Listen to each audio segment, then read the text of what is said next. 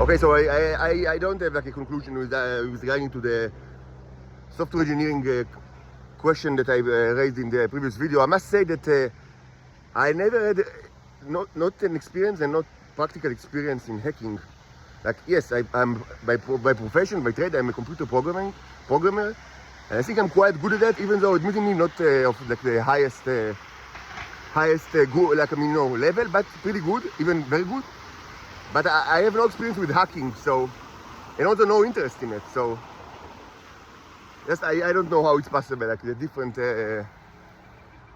hackings, like of client side, the software of different agencies will be presumably installed on the same device.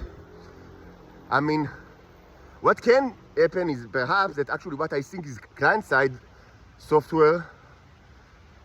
I mean, many times, client-side software is actually almost like non-existent. Like, in a way, it's kind of like, it's back to the age of the mainframe, of the past. That, the PCs, there was not even a concept of PC. They're just monitors and keyboards or things like that, and everything was like server-side. So, sometimes it's like that. What you think is actually client-side is almost nothing at all, and everything is actually server-side.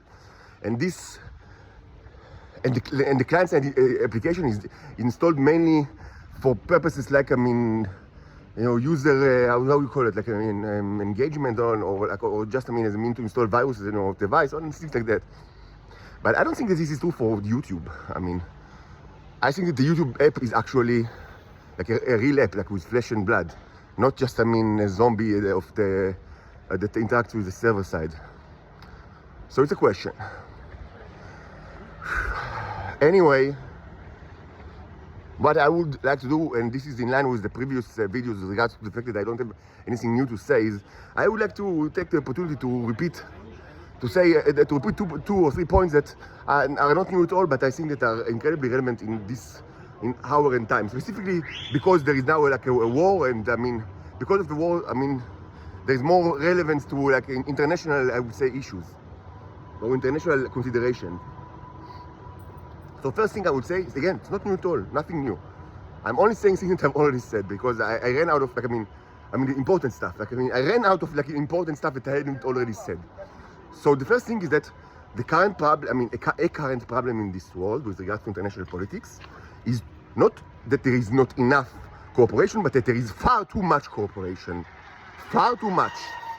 We are now in a situation that is somehow similar to the state of the earth during, the Tower of Babel. Too much cooperation is currently the problem. Too much you need to stop cooperating with each other, because this cooperation is works against you all over the world. It works against humanity in like irredeemable ways. You need to stop cooperating with each other. Of course, even speaking with the Israelis is a sin. Not to say nothing of cooperation, but cooperation with the United States is also it's a huge problem. I understand. I understand that you cannot stop all cooperation with the United States in a moment. It's impossible, and you don't have the governments don't have complete control over their people. So even theoretically, it's not possible. But as a direction, yes, you need to stop cooperating with the United States. This is Satan. This is Satan. This is Satan. You need to stop it, and also you need to stop cooperating with each other. Why? Why am I promoting confusion and disarray among humans, and presumably why am I kind of contributing to conflicts? Because I do not. Because what's happening now is that cooperation is the source of conflicts, war, and suffering. This is what's happening because this cooperation, it's got all sorts of manifestation in this reality. One important manifestation I already spoke about at length is the fact that strong nations just relinquish their authority or their responsibility of usage of force and give it to the United States. So they like guns. They have the Second Amendment, and they really like guns over there, and they have the huge industry, and they are so violent. And see Hollywood, it's not like us, the French or the Italians. We have like a high class cinema and theater. And look, they have they only have Marvel, DC, comics, what's all these people with their guns and muscles. So it's best that they will be the people that do the violence, because they're so good at it and they like it. I mean, isn't it like, it just makes sense? No, it doesn't make sense at all. It's actually exactly things that it does not make sense, that the people that lack the guns and violence will be the ones that are in charge of guns and violence. It completely does not make sense. It completely does not make sense. And this is a huge problem, but I've already discussed it. And this is one kind of like indication of this cooperation. But there is another thing that I would like to add in this regard. One kind of like, I mean, problematic result of this cooperation is that you think for some reason that everybody is rational. And that people in general act in a rational way, which of course is, I mean, is known to be false since forever.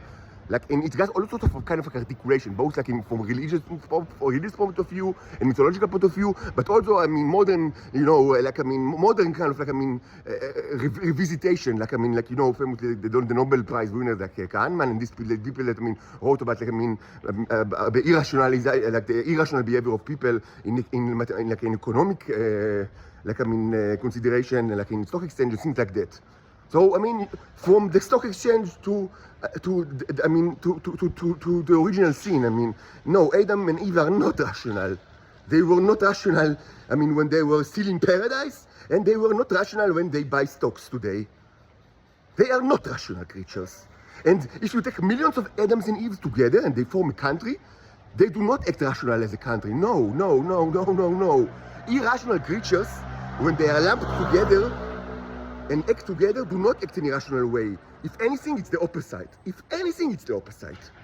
Group thinking, group behavior promote irrational behavior, which is not necessary because in your case, I mean, to begin with, you're irrational.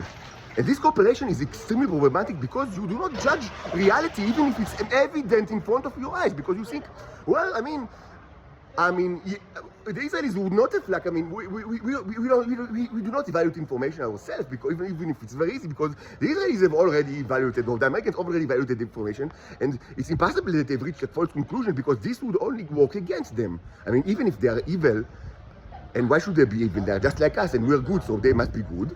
But even if they were evil, I mean, they wouldn't want to hurt themselves. So we should and could trust their evaluation of reality, and not, I mean, like, do any kind of like isuf, like gathering of information in our own, and certainly not no analysis. We should just trust the Israelis and the Americans. This, I mean, it's unbelievably stupid. No.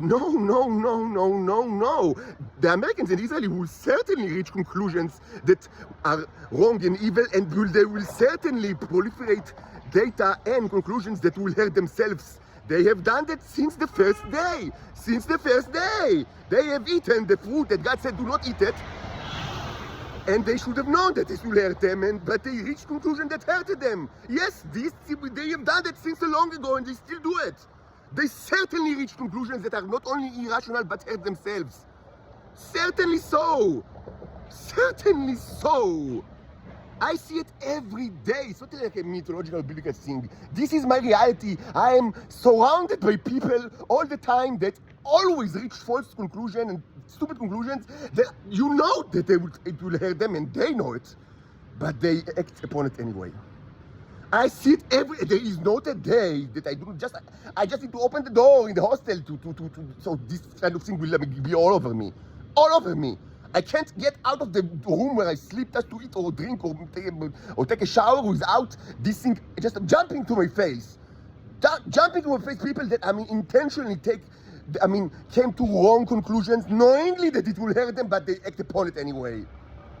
And no, not just because they are zombies that, I mean, that they have that chip in the cochlear chip that, I mean, tells them exactly what to do. No, they would have done it anyway, and this is a conclusion that I reached long ago, and it's not time to repeat it, but I spoke about it a lot in this channel, not in this channel, but, I mean, way before this channel existed, that what you see, at least in Israel, is that there is no kind of like gap of philosophy between the lowest scum of the earth and between the highest people.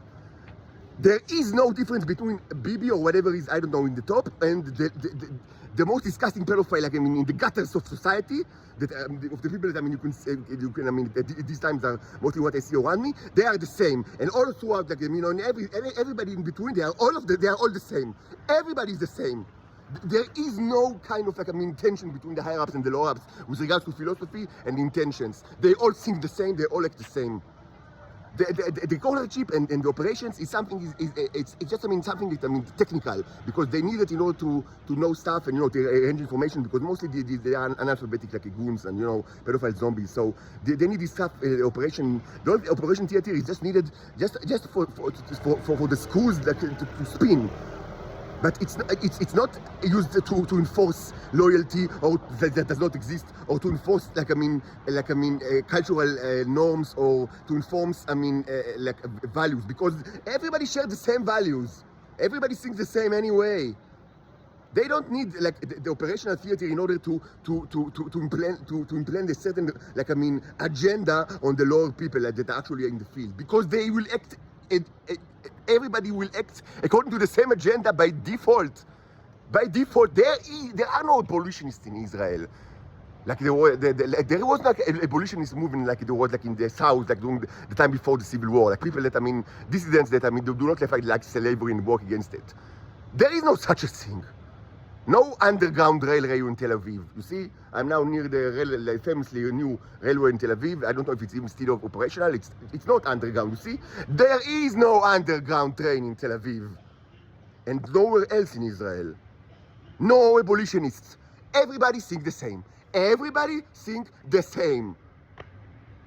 Exactly the same. And they will all knowingly reach false conclusions and will act upon these conclusions while knowing perfectly well that it will hurt not only them, but it will be the end of their offspring and also people all around the globe, but they will do it anyway. So when you cooperate with other nations, which is kind of an umbrella term for presumably international, sound behavior with kind of good intentions that presumably prevents conflict, what you actually do is that you give the authority over the future of your children to Satan. That's what you do. You just, abandon your the duty that you have to protect not only your life but the life of your children. You abandon it and you give the key to the future to Satan. That's what you do.